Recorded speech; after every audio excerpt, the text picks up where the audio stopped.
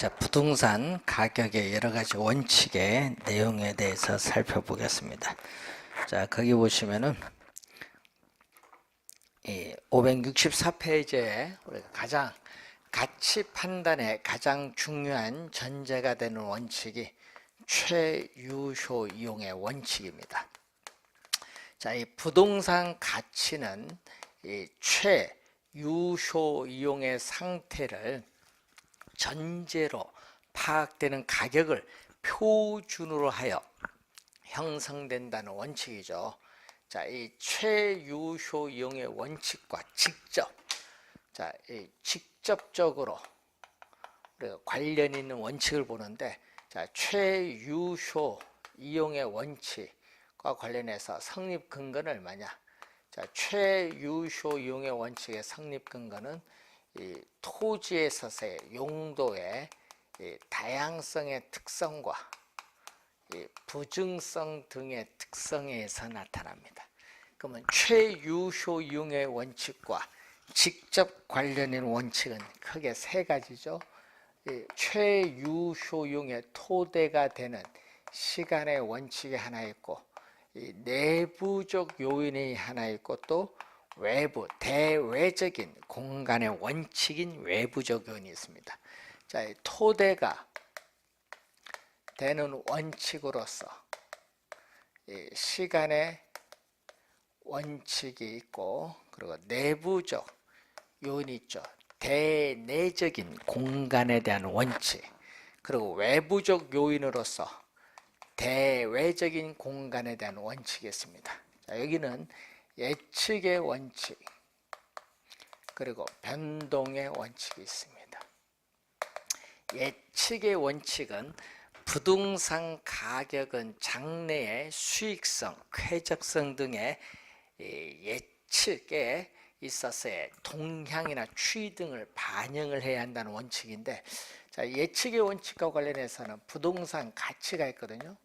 자, 이 부동산 가치는 부동산 소유에서 비롯되는 장래의 유형적, 무형적 이 이익을 현재 가치로 환원한 값인데, 이 장래 이익이 예측이 가능해야 부동산 가치를 구할 수 있어요. 따라서 부동산 가치 개념의 근거와 관련 있죠.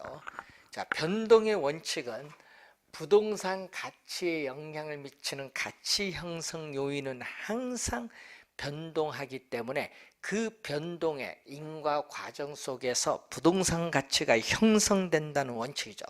자, 그래서 부동산 가치에 영향을 미치는 가치 형성 요인은 항상 변동하기 때문에 부동산 가치는 특정의 이 기준 시점에서만 타당성이 인정되죠.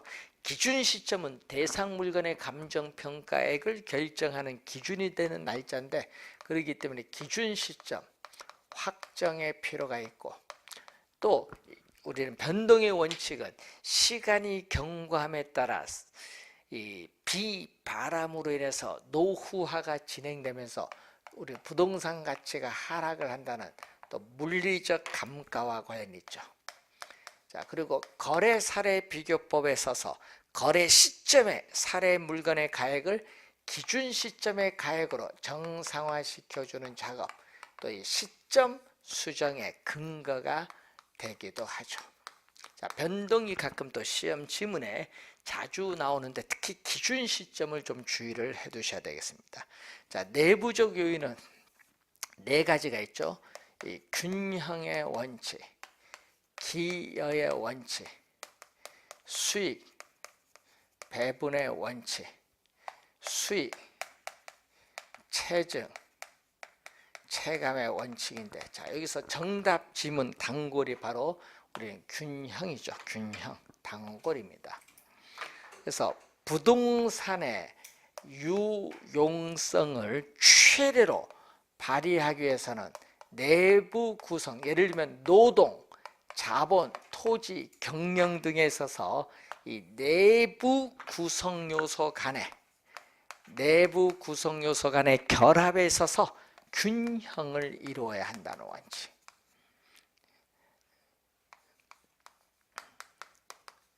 자, 문제는 자, 상가 건축물 면적에 비해서 주차장 부지 면적이 협소해서 건축물 가격이 하락을 한다.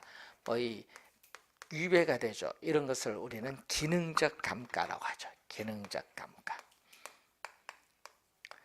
자, 여러분이 33평 아파트인데 최근에 지어진 아파트는 화장실도 2개, 거실도 넓은데 과거 20년 전에 지어진 아파트는 화장실도 하나, 거실도 좁기 때문에 최근에 지어진 아파트에 비해서 가치가 떨어진다. 이런 게 다 기능적 감가입니다.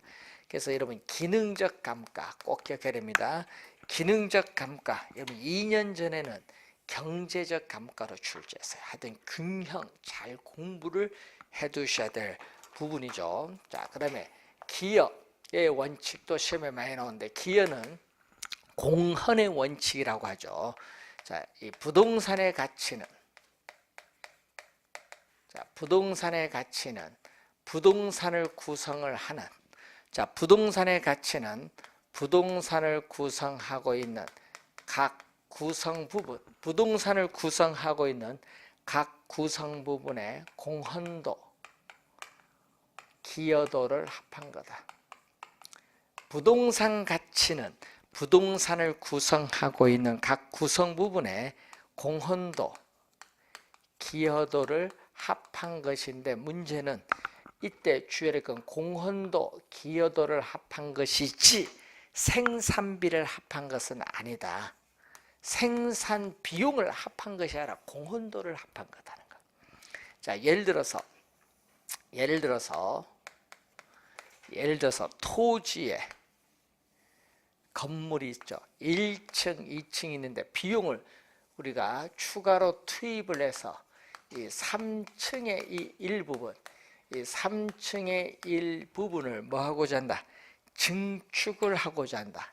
이 3층의 일부분을 증축을 하고자 할 때 증축하는 게 좋은가 따져봐야죠. 그래서 이 부분이 전체의 부동산 가격이나 수익 획득 정도에 어느 정도 기여하느냐, 부분과 전체의 관계에서 보죠.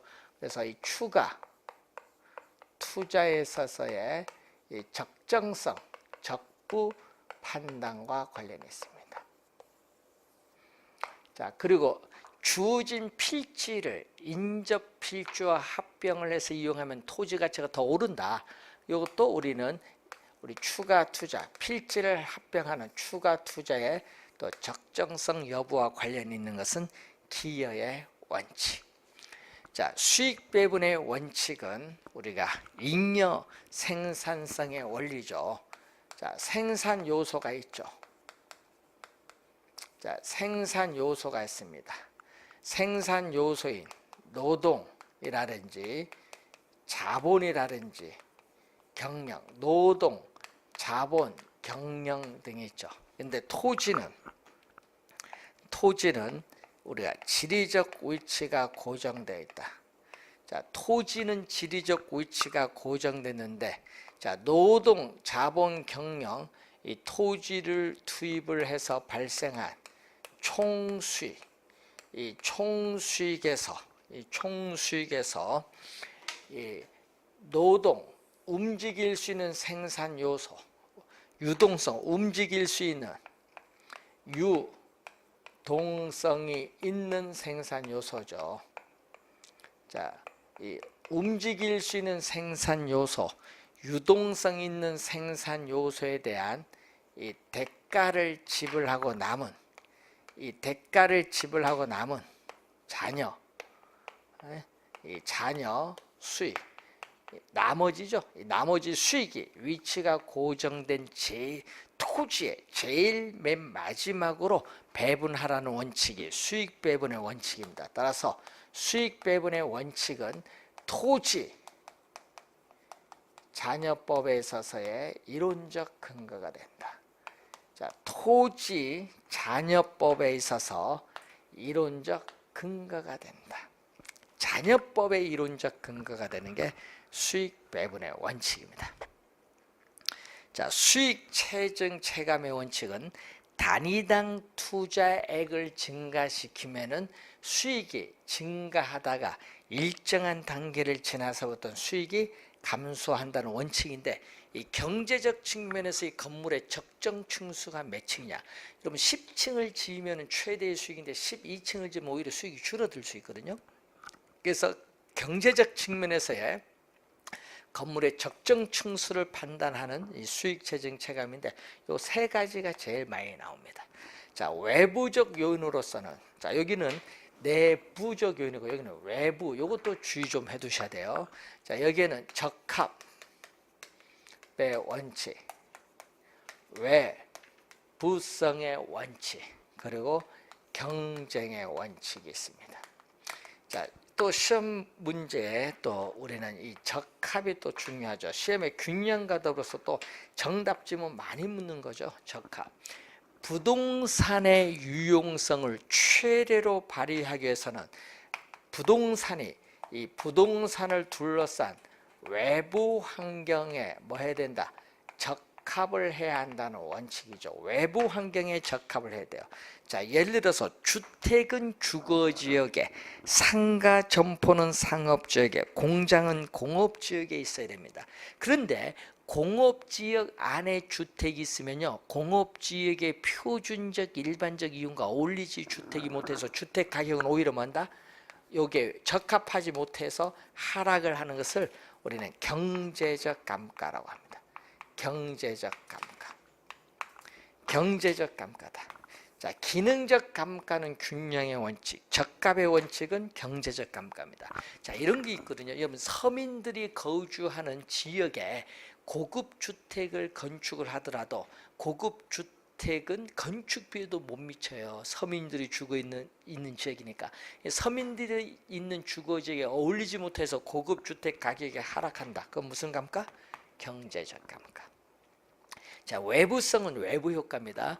부동산은 위치가 고정되어 있기 때문에 부동산을 둘러싼 외부 환경 조건의 변화에 따라 부동산 가치는 상승할 수도 있고 하락할 수 있는데, 상승하면 정의 외부 효과, 하락하면 마이너스 외부 효과. 외부 효과는 뭐 많이 배웠던 거고. 자, 경쟁을 보면은, 자, 우선 부동산 가치는 대체성 있는 재화 및 부동산 간의 경쟁을 통해서 우리가 초과 이윤이 소멸되는 지점을 기준으로 하여 형성된다는 원칙인데, 자, 초과 이윤이 있으니까 경쟁이 발생하고 초과 이윤이 없어지면 경쟁도 없어져요. 자, 우선은 요 오른쪽에 있는 게 최유효용의 원칙과 뭐죠?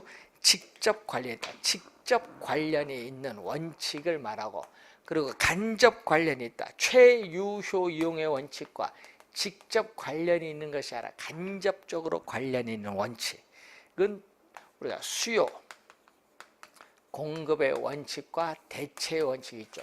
자, 부동산에 대한 수요 공급에서 가격이 결정된다는 원칙인데, 수요 공급에 의해서 가격이 결정되면 그 가격은 다시 수요와 공급에 영향을 미친다는 가격의 이중성과 관련이 있고, 자, 대체의 원칙은 부동산 가치는 대체성 있는 재화 및 부동산 간의 상호작용을 통해서 형성되는데, 원가 방식, 수익 방식, 비교 방식, 이 평가의 3방식의 성립 근거가 되는 가장 기초가 되는 원칙이 대체의 원칙이고요. 또 부동산의 유용성이 동일하다면 부동산 가격이 가장 싼 것을 선택을 해야 돼. 또 부동산 가격이 다 동일하다 할 때는 부동산의 유용성을 높은 것을 선택을 해야 된다는 게 대체의 원칙이거든요. 그래서 또 대체의 조건은 부동산에 있어서의 이런 부동산과 부동산 간, 또는 부동산과 일반 상품 간의 대체 학연 조건은 가격이라든지 용도라든지 효용 면에서 뭐가 된다? 동일성 또는 유사성이 있어야 된다. 동일성 또는 유사성이 있어야 우리는 대체가 뭐 한다? 가능하겠죠. 동일성 또는 유사성이 있어야 대체가 가능하다는 내용이죠. 자, 이 내용에서 우리가 시험 문제 또 우리가 자주 우리가 출제가 되는 그러한 부분이 되겠습니다. 원래 출제할 수도 있는 부분이 또 이쪽에 관련된 내용이다 이렇게 보시면 되겠습니다. 자, 다음은 584페이지 보시면은 이 지역 분석과 개별 분석이 나오죠. 작년에 또 출제를 했습니다. 원래는 지역 개별 분석보다 이쪽이 좀 중요해. 가격의 여러 가지 원칙이 중요하다. 자, 지역 분석, 개별 분석을 보면은 자, 대상 부동산. 자, 감정 평가의 대상이 된 부동산을 줄여서 대상 부동산인데 평가 대상 부동산이다 이렇게 보면 되겠죠.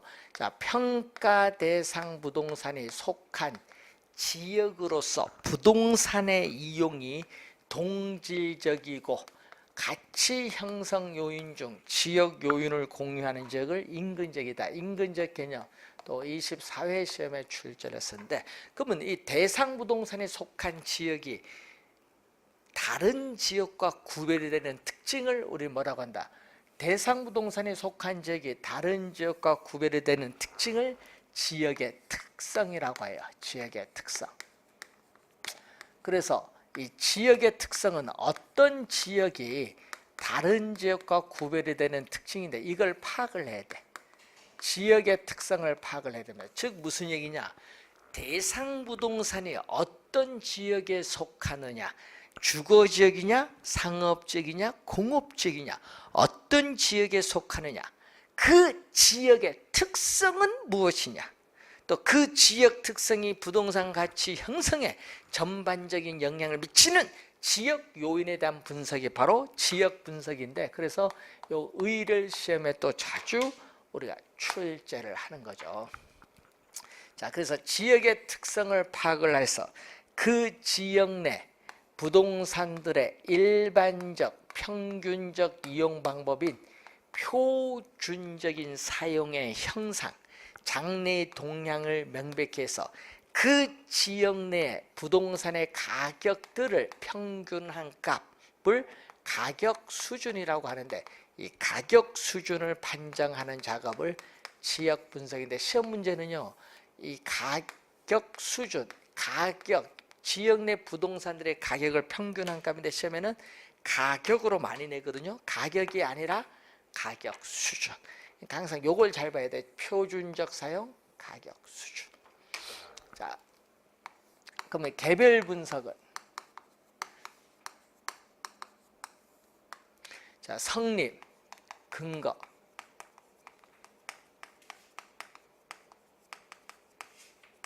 자, 이 지역 분석의 성립 근거 필요성을 보면 토지의 지리적 위치가 고정되어 있기 때문에 지역을 분석을 해야 할 필요성이 나타나죠. 자, 이 개별 분석은 대상 부동산, 자, 이 대상 부동산에 있어서의 개별 요인을 분석하는 거죠.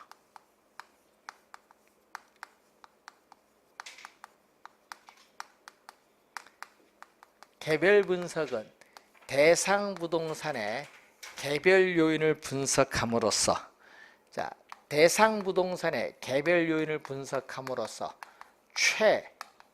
최유효 이용을 판정을 하죠. 최유효 이용을 판정함으로써 구체적으로 가격을 구하는 것을 목적으로 합니다. 자, 이때 주의할 것은 이 최유효 이용은 이 표준적 사용을 지표로 해서 결정되는 피결정성을 가지고 있어요. 그래서 이 개별 요인 분석과 관련해서는 개별성을 근거로 하고, 최유효 이용 판정과 관련해서는 용도의 다양성을 근거로 해서 판단을 하게 되죠. 자, 그리고 또 시험 문제에 나와 있을 때 좀 주의할 것은 이 절차상 선후 관계, 이 절차상 선후 관계가 또 시험 문제에 또 자주 출제해요. 요 두 개를 많이 출제하죠. 자, 우선은 지역의 특성에 제약하에 개별 요인에 대한 분석이 이루어지니까 지역 분석이 선행 분석이라면 개별 분석은 뭐죠? 후행 분석. 작년 시험 정답 지문 물었죠. 자, 지역 분석은 선행 분석, 개별 분석은 무슨 분석? 후행 분석이다. 작년 시험에 우리가 정답 지문을 물었던 그 내용이죠. 자, 분석. 우리가 대상, 범위를 보면은, 자, 여기는 지역 전체를 대상으로 하죠. 대상 부동산이 속해 있는 지역 전체를 대상으로 하기 때문에 뭐가 돼? 지역 전체를 대상으로 하는 무슨 측면? 넓은 의미인 거시적. 자, 넓은 의미인 거시적 차원의 분석으로서 지역 전체를 대상으로 하는 전체적 광역적인 분석이라면 여기는 뭐를 대상? 지역 전체가 아니라 그 지역 내 하나죠. 그 지역 내 감정 평가의 대상 부동산을 대상으로 하기 때문에 이건 하나, 요거 하나만 대상으로 하기 때문에 거시적인 데에서 미시적, 이 좁은 의미인 미시적 차원에서 분석을 하죠. 미시적 차원에서 분석하고 이 전체에 대해서 여기는 뭐 부분, 그 전체를 구성하는 부분 분석, 구체적으로 행하는 분석이 나오죠. 자, 관련 가격의 원칙으로서는 이 지역 분석은 부동산이 속한 지역의 외부 환경에 적합하고 있느냐, 적합의 원칙을 근거로 한다면은 이건 대상 부동산을 분석하기 때문에 이 대상 부동산을 구성하고 있는 내부 구성 요소 간의 결합에 있어서 균형을 이루고 있느냐, 균형의 원칙과 관련이 있겠죠. 자, 가끔 여기서 시험에 내면요, 여기서 보통 두세 개의 지문, 여기서 보통 작년은요 여기서 3개의 지문 냈거든요. 2-3개의 지문, 여기서 또 2개의 지문에서 출제를 해요. 인근 지역 개념이 많이 나오고요. 인근 지역의 범위는 고정적 경직적이 아니라 변해요. 고정된 게 아니에요. 유동적, 우리는 가변적입니다. 자, 인근 지역의 범위가 지나치게 확대될 때에는 용도적 동질성은 떨어지고 사례 수집은 용이하지만은, 그래서 용도적 동질성이 떨어지기 때문에 가격 수준 판정이 곤란해질 수 있습니다. 반대로 인근 지역의 범위가 너무 좁게 설정할 때는 이 용도적 동질성은 높지만 사례 수집이 곤란할 수 있습니다. 자, 인근 지역의 개념 이런 거 잘 확인해 두시고, 인근 지역은 이 대상 부동산의 가치에 이렇게 직접적으로 영향을 미치는 지역으로서 대상 부동산과 용도적 기능적으로 동질성이 있어서 우리는 대체 경쟁 관계에 있는 부동산이 존재하는 지역을 인근 지역입니다. 자, 유사 지역은 이렇게, 유사 지역은 인근 지역과 이렇게 인접할 수도 있고 인접하지 않을 수도 있어요. 그래서 지리적으로 인접할 필요는 없거든요. 그래서 유사 지역은 인근 지역과의 거리 원근과는 무관해요. 자, 그러면서 보듯이 유사 지역은 대상 부동산이 없어요. 대상 부동산이 속하지 아니하는 지역으로서 인근 지역과 유사한 특성을 가진 지역입니다. 그래서 대상 부동산의 가치 형성에 어떻게 간접적으로 영향을 미치는 지역이 유사지역입니다. 그래서 유사지역은 인근 지역과 지리적 위치는 다르나 어떻게 간접적으로 가치 형성에 영향을 미치는 지역이죠.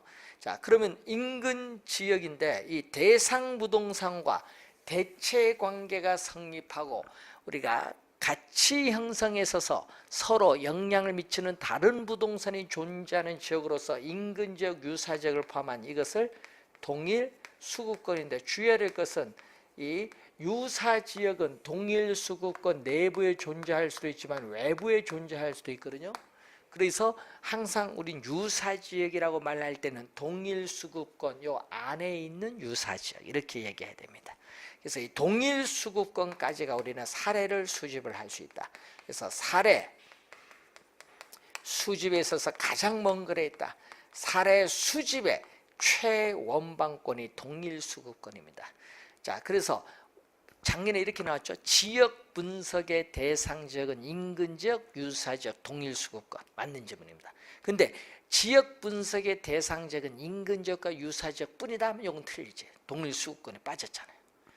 그래서 잘 주의해 두시고, 자, 그러면 동일수급권의 범위는 부동산의 용도에 따른 분류인 종별, 규모, 성격에 따라 다르지만 시험에 우선은 주거지를 많이 내죠. 주거지는요, 통근 시간, 통근 거리, 통근 비용을 고려를 해야 돼. 그래서 도심에 사무실로 통근 가능한 지역 범위. 그래서 도심의 사무실로 우리는 통근이 가능한 지역 범위, 통근이 가능한 지역 범위와 거의 대체로 일치하는 경향이 있어요. 그런데 이 지역의 명성, 품위, 지역적 선호도에 따라서는 주거지의 동일수급권의 범위는 보다 좁아지기도 한다. 자, 예를 들어서 소문난 고급 주택 지역은 대체할 수 있는 지역이 없기 때문에 주거지의 동일수급권의 범위는 좁아집니다.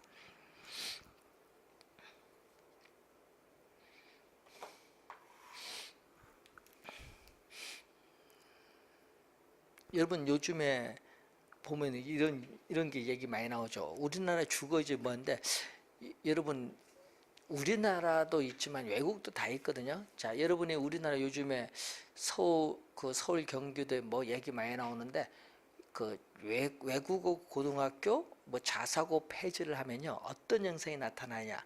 주거지가 변해버려요. 예? 예? 그 무슨 문제는요, 외국어 고등 뭐 이런 것은 그냥 맡겨야지 시장에. 시장에 맡겨야 되는데 그걸 정부가 개입을 왜 하는지 몰라. 그거 폐지하면 어떤 현상이 나타나는 줄 아세요? 교육 수준 높은 곳이 어디야? 강남 8학군이지. 8학군은 가버린다는 얘기예요. 그건 무슨 일이냐? 사람들이 지금보다 더 8학군에 집중이 돼요. 우리나라 교육 사회상 학교를 옮기지 않았나? 그러면 어떻게 돼? 강남 수요는 계속 증가해서 주택가에 계속 오르면서 이상한 현상이 나타나. 예? 뭐 위장점이 또 막 나타날 것이고, 이게 상당히 사회적으로 더 안 좋은 현상이야. 오히려 이제 자사고 외국은 좀 분산시켜 놓는 게 나은데, 여러 가지 정책과에 보면서 교육 하나만 보면 안 돼. 사회 전체적인 걸 봐야 되는데 그런 현상도 나타날 수 있어요. 응? 외국도 다 있는데 왜 그걸 이렇게 없애려고 하는지 모르겠어. 그러니까 여러 가지 형상을 다 봐야 돼요. 우리 요 부동산만 봐도 강남 집중되는 현상이 나타나. 문제가 돼요, 이게 보면은. 자, 그리고 상업지는 뭐죠? 상업지는 고객이 존재하는 지역인 배후지거든요. 배후지로부터 얻을 수 있는 우리는 상업 수익성에 관한 대체할 수 있는 범위와 일치하는 경향인데, 이 편의점과 같은 보통 상업지보다는 백화점 같은 고도 상업지가 고객이 더 원거리에서 찾아오거든요. 그래서 고도 상업지가 더욱 넓은 지역을 기반으로 합니다. 공업지의 동일 수급권의 범위는 이 생산의 효율성, 비용의 경제성 등에 관한 대체할 수 있는 지역 범위와 일치하는 경향이 있어요. 자, 최근에 보시면요, 자원 원료 지향형 입지 산업이냐, 소비지 시장 지향형 입지 산업이냐에 따라 달라지겠지만은 수송 수단의 발달로 인해서 최근에는 공업지의 동일 수급권의 범위는 전국적인 경우가 되는 경우도 있고, 요즘은 글로벌화, 세계화가 이루어져요. 자, 여러분 계란 가격이 너무 많이 오르니까 정부가 물가 안정 차원에서 계란 가격을 안정시키기 위해서 태국으로부터 어떻게 돼요? 계란을 수입을 했죠. 옛날 같으면 안 되는데 지금은 수송수단이 발달하니까 가능한 거예요. 이런 걸 보면 당연히 공업 원료는 당연하겠죠. 계란도 되는데 그만큼 이제 글로벌화가 되고 있어요. 자, 그리고 후보지 이행지가 또 시험에 많이 나오잖아요. 후보지는 뭐죠? 용도의 뭐다? 전환. 후보지는 용도의 전환. 이행지는 용도의 이행입니다. 그래서 전환, 이행 후에 용도적 지역과 거의 대체로 일치하는 경향이 있어요. 그런데 뭐인 경우에는, 후보지 이행지에 있어서 뭐인 경우? 성숙도가 낮은 경우. 여러분 성숙도가 낮다는 건 어떤 의미예요? 성숙도가 낮다는 것은 바로 즉시 건축할 수 없어요. 성숙도가 낮은 경우라는 것은 바로 즉시 건축을 할 수 없는 경우예요. 이때는 후보지에서의 용도의 전환, 이행지에서는 용도 이행, 건축을 바로 할 수 없기 때문에 전환, 이행전, 전환, 이행전의 용도적 지역과 일치하는 경향이 있다. 시험에 많이 내거든요. 요거 두 개 키워드 확인. 자, 그래서 작년에 우선 출제가 됐던 지역 분석, 개별 분석에 대한 사항 확인해 두시면 되겠고요.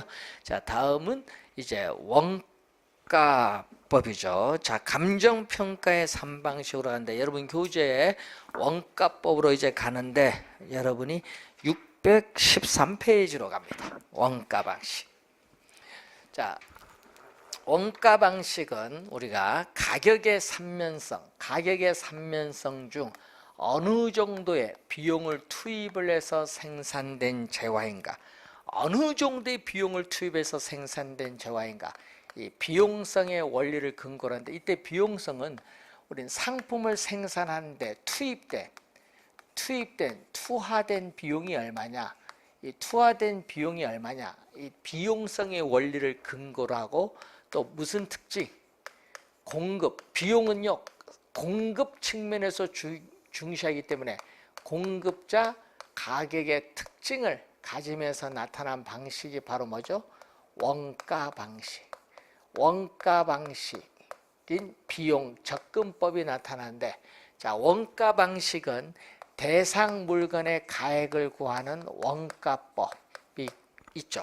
원가법에서 구한 대상 물건의 가액을 적산가액이라고 하고, 자, 이 대상 물건의 임대료를 구하는 방법을 적산법인데, 적산법에서 구한 임대료를 뭐라고 한다? 적산임대료라고 하죠. 자, 이 원가법은 이 감가, 여러분 원가법은 감가가 별로 없는 신축 건물에 유용하게 적용할 수 있어요. 예. 신축 건물에 특히 우리 유용하게 적용할 수 있는데, 즉 상각자산, 여러분 감가 상각할 수 있는 자산에 우리가 적용을 하는데, 여러분 우리는 감가 상각할 수 있는 자산에 적용이 가능한데, 그 중에서도 특히 신축 건물에 유용하게 적용할 수 있어요. 자, 그런데 원가법은 재생산이 불가능한 기성시가지 토지는 적용할 수 없지만은 뭐는 또 가능하다?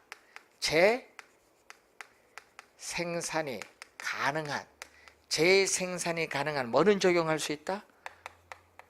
조성지와 매립지와 같은 토지는 또 원가법을 적용할 수 있다는 거예요.